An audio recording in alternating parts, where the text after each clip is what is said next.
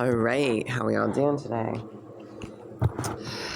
Daily reflections, July 10th, toward peace and serenity.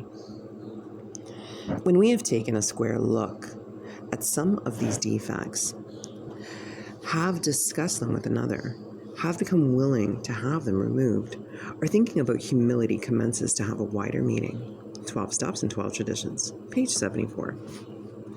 When situations arise which destroy my serenity, pain often motivates me to ask God for clarity in seeing my part in the situation. Admitting my powerlessness, I humbly pray for acceptance. I try to see how my character defects contributed to the situation. Could I have been more patient? Was I intolerant? Did I insist on having my own way? Was I afraid? As my defects are revealed, I put self-reliance aside and I humbly ask God to remove my shortcomings. The situation may not change, but as I practice exercising humility, I enjoy the peace and serenity, which are natural benefits of placing my reliance in a power greater than myself. And what we got? Just for today, July 10th, a positive attitude. That old nest of negativism followed me everywhere I went.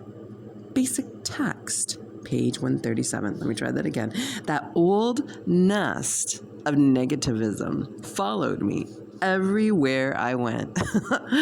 Basic text, 137.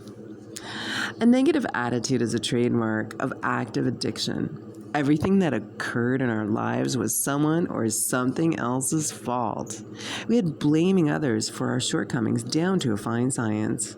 In recovery, one of the first things we strive to develop is a new attitude. We find that life goes a lot easier when we replace our negative thinking with positive principles. While negative attitude dogged us in our active addiction, all too often, it can follow us into the rooms of Narcotics Anonymous.